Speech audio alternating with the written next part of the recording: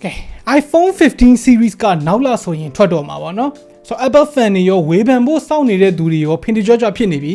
leak တွေကလည်းမျိုးစုံထွက်နေပြီဆိုတော့အဲ့ဒီထွက်လာတဲ့ leak တွေထဲမှာမှယုံကြည်ရတယ်လို့ထင်ရတဲ့ update အဖြစ်ဆုံး iPhone 15 မှာပါမဲ့အချက်15ချက် leak 15ခုကိုဗီဒီယိုလေးလုပ်ပေးမယ် Okay ခြေပြေးချက်ဆက်နေကြိုးဆိုပါတယ်ပထမဆုံးအရေးကြီးဆုံးနံပါတ်1အပြောင်းလဲ iPhone တွေစထွက်လာကြတဲ့ကသူ့ရဲ့ charging port က proprietary ပေါ့နော် lightning port ကိုသုံးတာ Apple ကဒီနှစ်မှာ universal port ဖြစ်တဲ့ type C ကိုပြောင်းလိုက်ပြီလို့သတင်းတွေထွက်လာတယ်အဓိကကတော့ဒါ EU ရဲ့စနစ်တွေပေါ့နော် EU က2024မှာဖုန်းတွေအကုန်လုံး USB-C ဖြစ်ရမယ်ဆိုတဲ့ဥပဒေကြောင့်ဆိုတော့ဒီနှစ်ပြောင်းရင်ပြောင်းမပြောင်းလို့ရှိရင်နောက်နှစ်ကပြောင်းကိုပြောင်းရမယ်မဟုတ်လို့ရှိရင်ယူရိုမှာဖုန်းတွေရောင်းလို့မရအောင်ဒါတော့မှပြောင်းတဲ့အချိန်မှာ Apple ကတိတ်ပြီးတော့သဘောမကောင်းဘူးရိုး iPhone 15 model တွေမှာ data transfer က480 megabit per second ပဲရမယ်တဲ့ Pro model တွေမှာပဲသူက Thunderbolt port ထည့်ပေးမယ်လို့ပြောတယ်ဆိုတော့ Liga ကတော့ reputable ဖြစ်တယ်ပေါ့နော်သူက Minchi ကောင်းဆိုလားမသိဘူးအတန်တော့တခြားမထွက်တတ်ဘူးဗျာဆိုတော့ရုံကလောက်တယ်ဆိုတော့အခုပြထားသလိုပုံစံမျိုးပုံလေးလည်းထွက်တယ်ဆိုတော့တချို့ပြောခဲ့သလိုမျိုး portless iPhone ကတော့ဒီနှစ်မဖြစ်တော့သေးဘူးဆိုတော့နံပါတ်1တစ်ချက်အနေနဲ့ကတော့ Dynamic Island ကဒီနှစ် iPhone တွေအကုန်လုံးမှာပါလာမယ်တဲ့ဒါကတော့ကောင်းတယ်ပေါ့နော်အရင်ကလို့ခွဲခြားဆက်ဆံအရင်မခံရတော့ဘူးပေါ့ပြီးတော့ developer တွေအတွက်ကိုလည်း Dynamic Island အတွက်ပို့ပြီးတော့ optimize ဖြစ်တဲ့ app တွေကိုဖန်တီးလို့ရသွားမယ်ဒီ leak ကကြတော့ Bloomberg website က Mac Garment စီကနေလာတာခုနကတော့ငါ Type C port ထွက်လာတဲ့ leak ကleak ပဲ real life photo leak တွေကလည်းအခုပြထားသလိုမျိုးပဲထွက်တယ်ဆိုတော့ဒါကလည်းရှုံသွားလောက်တယ်နံပါတ်3 iPhone 15 အကုန်လုံးမှာ battery capacity ပိုကြီးလာမယ်လို့ပြောတယ်လျှက်စစ်ကားတွေမှာသုံးတဲ့ stack battery system ဆိုတာကိုသုံးလာမယ်ဆိုတော့ battery ပမာဏပိုများလာမယ်လို့ပြောတယ်ပေါ့နော် stack battery ဆိုတာက battery တွေကကတ်သုံးတဲ့ anode layer နဲ့ကိုတစ်ခုပေါ်တစ်ခုထပ်လိုက်ပြီးတော့ electrode တွေကို Z ပုံစံဖြစ်အောင် fold လုပ်တဲ့ပုံစံမျိုးဆိုတော့ form factor အတူတူမှာပဲ battery ကပိုပြီးတော့ကျစ်သွားမယ် density ပိုများလာပြီးတော့ capacity ပိုများလာမယ်တကယ်လို့သာအဲ့ဒီ stack battery သုံးလာမယ်ဆိုလို့ရှိရင်3 nanometer A17 bionic chip ရဲ့ efficiency နဲ့ battery life ကြီးကကျွတ်စင်ကြီးဖြစ်နေမှာသိကြတယ်ဆိုတော့ leak ဖြစ်ထားတဲ့ battery specs တွေကတော့အခုပြထားတဲ့အတိုင်းပဲဒါလေးကတော့နည်းနည်းချင်းချိန်ပြီးယုံရမယ်ဘာလို့လဲဆိုတော့ leak အနေနဲ့တင်ထားတဲ့ဒီ IT Home ဆိုတဲ့ website က source ကိုပထမကျတော့ Foxconn ကရေးထားတာအဲ့ပြီးတော့ပြောင်းလိုက်တယ်ဆိုတော့ဟုတ်ရှင်မဟုတ်လိမ့်မယ်ဒါတော့စောင့်ကြည့်ရမယ်ပေါ့နော်နံပါတ်4ဒါကျတော့ TSMC ကနေပြီးတော့3 nanometer fabrication process နဲ့ထွက်လာမဲ့ A17 bionic chip အကြောင်းထုံးစံတိုင်းပဲသူက Pro model တွေမှာပဲပါမယ်ရိုးရိုး iPhone 15 ကတော့ A16 နဲ့လာမယ်ပေါ့နော်15 Pro model တွေမှာဆိုလို့ရှိရင် A17 bionic chip ကကမ္ဘာပထမဦးဆုံး3 nanometer SoC ဖြစ်လာမှာဆိုတော့ performance ရော efficiency ဘိုင်းကရောတိတိတသာတိုးတက်လာအောင်ပါပေါ့နော် TSMC ကပြောထားတဲ့ပုံစံအရာက power efficiency ဘိုင်းမှာ35%လောက်ထိတိုးတက်လာမယ်လို့ပြောတယ်ဆိုတော့ stack battery room မှာအတိုင်းဖြစ်မဖြစ် iPhone 15 Pro series ရဲ့ battery life ကအများကြီးပိုကောင်းလာမှာလို့သိကြတယ်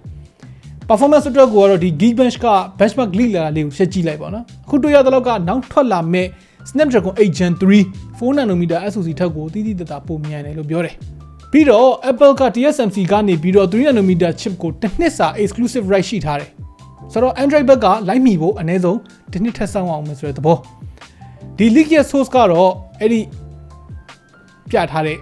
တယောက်ပါနော်သူရဲ့ web ပေါ်မှာတင်ထားတာဆိုတော့လောလောဆယ် Geekbench result browser မှာဒါနဲ့ညီတဲ့ score ကိုမတွေ့ရသေးဘူးဆိုတော့ confirm တော့မဖြစ်သေးဘူးဖြစ်နိုင်ကြတော့များတယ်ပေါ့နော်နံပါတ်5ဒါကလည်း Pro model တွေအတွက်ပဲဒီနှစ် Pro model တွေမှာ Grade 5 titanium frame တွေကိုသုံးလာမယ်လို့ပြောတယ် U-Redditor ဆိုတဲ့တယောက်က Twitter ဒါမှမဟုတ် X ပေါ့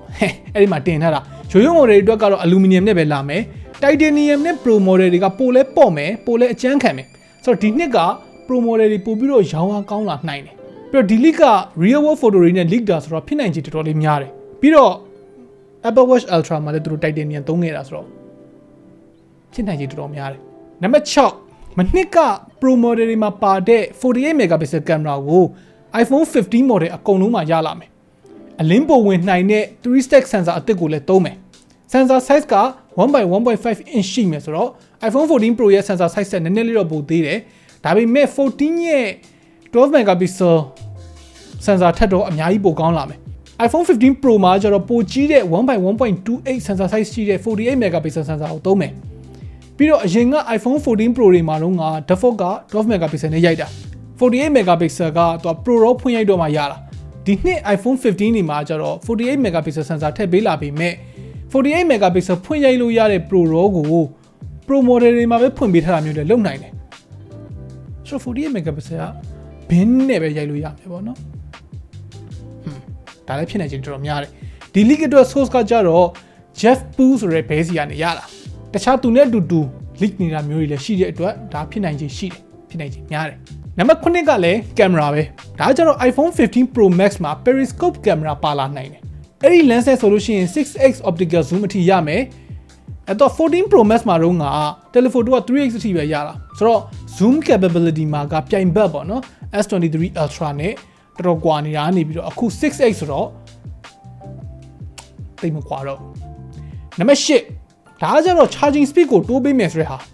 20 watt မှာ gauge ဟုံးနေတဲ့ Apple အတွက်ကဒါဖြစ်တဲ့နေတာတော်တော်ကြာပြီပေါ့နော် iPhone 15 Pro နဲ့ Pro Max အတွက်ကို27 watt အထိတိုးပေးမယ်လို့သတင်းတွေထွက်လာတယ်35 watt လို့လည်းပြောကြတယ်ဘယ်လိုပဲဖြစ်ဖြစ်20 watt ထပ်ပိုကောင်းတယ်ဆိုရင်ပဲအဆင်ပြေနေပါပြီတကယ်တော့မပြေပါဘူး60 watt လောက်ကတော့ရတယ် wireless charging အတွက်ကိုလည်းအရင်ကထပ်ပိုကောင်းတဲ့ Qi 2 standard wireless charging support ပါလာလိမ့်မယ် wireless charging speed ကလည်း15 watt ကနေတိုးမသေးကြသေးဘူး Pro မဟုတ်တဲ့ version တွေအတွက်ကတော့မြေ20ပေါ့နော်နံပါတ်9ဒါတော့နာမည်ပြောင်းမယ်ဆိုတဲ့သတင်း Pro Max ကိုသူတို့ခေါ်ရတာပြင်းလာလို့ဒီတစ်ခါ Ultra ပြောင်းပါမယ်တဲ့ဒါကလည်း Apple Watch Ultra နာမည်နဲ့ရော Apple ရဲ့ဒီ M2 Ultra လို့နာမည်ပေးထားတာရောပုံစံနဲ့ဆင်တဲ့အတွက်ဖြစ်ကောင်းဖြစ်နိုင်တယ်ဒါပေမဲ့ Samsung နဲ့တွားတူမှာဆိုတော့ Apple လို company မျိုးကလောက်ပါမလားတော့ဒါစဉ်းစားစရာပေါ့နော် source ကတော့ Apple Insider က Andrew O'Hara က X မှာတင်ထားတာ multiple source ဆိုတော့ရေးထားတယ်ကျွန်တော်ကတော့သိမထင်ဘူးနံပါတ်10ဒါကတော့အယောင်အသစ်တွေကိုခံမှန်းထားတာ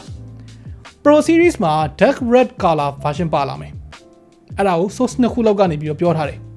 ဆိုတော့ဒါကတော့ဖြစ်နေချင်တော်တော်များတယ်ပေါ့နော်15နဲ့15 plus နဲ့မှာကျတော့ light blue နဲ့ pink နဲ့ပါလာနိုင်တယ်ဒါပေမဲ့ Weibo က post တွေမှာကျတော့အစိမ်းဘက်ကိုသွားတဲ့ cyan ဒါမှမဟုတ် mint green အနေနဲ့ဖြစ်လာနိုင်တယ်လို့ပြောတယ်ပြီးတော့15မှာ glossy black မဟုတ်တော့ဘဲနဲ့ frosted black ဖြစ်လာမယ်လို့လည်း cyan လို့ခံမှန်းထားတဲ့တယောက်က Weibo မှာတင်ထားတယ်အဲ့ဒီဘက်ကမနစ်က yellow color ပါလာမယ်ဆိုတာကိုခံမှန်းထားတယ်ဆိုတော့မဖြစ်နိုင်ဘူးလို့တော့ပြောလို့မရဘူးနံပါတ်17နဲ့12နဲ့ကဒီဇိုင်းအပြောင်းလဲတွေလို့ပြောရမယ်တော့ Mute Switch နေရာမှာ Apple Watch Ultra မှာလိုမျိုးတော့ solid state action button ဖြစ်သွားမယ်ဆိုတော့ random ပုံစံတွေရထွက်လာတယ် action button ကို shortcut တွေထားမလား voice memo အနေနဲ့သုံးမလား flashlight အနေနဲ့သုံးမလားတခြားဟာတွေကိုလည်းသုံးလို့ရမယ်ဒါမှမဟုတ် Mute Switch အနေနဲ့သုံးမယ်ဆိုလည်းသုံးလို့ရမယ်ပေါ့နော်ဒါက random မှာရော iOS 17 ကုတ်မှာရောပါတယ်ဆိုတော့ဖြစ်နိုင်ကြီးတော်တော်လေးများတယ်နောက်တစ်ခုက11 Pro Max မှာတော့ကလိုမျိုးဒီ bezel တွေကိုအစွန်းတွေခုံထားတဲ့ rounded edge design နဲ့ပြန်လာမယ်လို့ပြောတယ် bezel size ကလည်း 2.1 mm ကနေပြီးတော့ 1.55 mm ပဲရှိတော့မယ်ဆိုတော့ display ကကြတော့ flat display ပဲ source က Stream Apple Pro ရဲ့ real life video ကနေလာတာဆိုတော့ဒါကတော့ဖြစ်နိုင်ခြင်းများတယ်နံပါတ်73ဒါကကြတော့15 Pro Max မှာ display brightness က2500 nits အထိရမယ်လို့ပြောတယ်ဒါက14 Pro Max ရဲ့2000 nits ထက်အသီးသီးပိုများသွားမယ်smartphone panel တွေထဲမှာအလင်းဆုံးလို့တော့ပြောလို့ရမယ်ပေါ့နော် 120Hz LTPO display ပဲစိတ်မကောင်းစရာက Pro model မဟုတ်တဲ့ရိုးရိုး15 model တွေမှာ 60Hz နဲ့ပဲလာမှာဒါကတော့2023မှာတော်တော်လေးသဘောမကျစရာအချက်ဖြစ်လာပြီ Android မှာမှဒီ flagship မဟုတ်တဲ့ mid range တွေတော့မှ 120Hz ဖြစ်ကုန်ပြီဆိုတော့ 90Hz လောက်လေးကိုတော့ထည့်ပြီးစဉ်းစားပေးတင်တယ်ပေါ့နော်ဒါပေမဲ့ Apple ကလည်း Apple way နဲ့ပဲသွားနေတော့မှာပဲ14ဒါကတော့တောက်လျှောက်ပြောစရာကောင်းလာတဲ့ Pro ဝယ်မဲ့သူတွေအတွက်စိတ်မကောင်းစရာဖြစ်မဲ့တဲ့။ဘာလဲဆိုတော့ဈေးရိုးရိုး model တွေဈေးတက်မတက်တော့မသိရသေးပေမဲ့ Pro model တွေကတော့အရင်ကထက်ဒေါ်လာ100ကနေ200အထိဈေးတက်လာနိုင်တယ်။ဒေါ်လာ200ဆိုတာကခုငွေဈေးနဲ့တွက်မယ်ဆိုရင်8သိန်း။အိုးလာလာ200ဆိုတာကအခုတလောလောက်ကမှထွက်လာတဲ့ leak ဖြစ်တယ်ဆိုတော့ဒါပုံမှန်နိုင်တယ်။ဒါသာမှန်မယ်ဆိုလို့ရှိရင် Pro model ကဒေါ်လာ1200နဲ့ Pro Max က1300လောက်ကျလိမ့်မယ်။ပြန်ရမှာကA17 chipset, titanium frame, Thunderbolt, thinner bezel, action button, periscope camera. အဲ့လိုပြန်စဉ်းစားရင်တော့လေမဆိုးပါဘူးဝယ်မဲ့သူတွေတော့ဝယ်ကြအောင်ပါပဲနောက်ဆုံး leak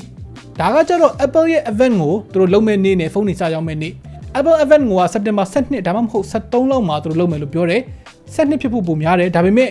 date ကပြောင်းနိုင်တယ်ပေါ့နော် pre-order ကကြတော့15ရက်နေ့ကနေပြီးတော့စမယ်တကယ်စကြောင်းမှာက September 22ဆိုတော့ event နေ့ကြလို့ရှိရင်လည်းကျွန်တော်တို့သိထားတဲ့ leak တွေဘယ်လောက်မှန်မလဲဆိုတာကို ကျွန်တော် recap video လေးပြန်လုပ်ပေးမယ်ဆိုတော့ကျွန်တော်ဒီနေ့ပြောပြသွားတဲ့ leak 15ချက်ထဲမှာခင်ဗျားတို့ဘယ်နှချက်မှန်မယ်လို့ထင်လဲလောင်းကစားလေးတစ်ခုလုပ်လိုက်မယ်ဗျာနော်ခင်ဗျားတို့နဲ့ကျွန်တော်နဲ့လောင်းမယ်ဗျာကျွန်တော်က12ချက်နဲ့အထက်မှန်မယ်လို့ကျွန်တော်ဘက်ကလောင်းမယ်ခင်ဗျားတို့ရော12ချက်နဲ့အထက်မှန်မလား12ချက်နဲ့အောက်မှန်မလား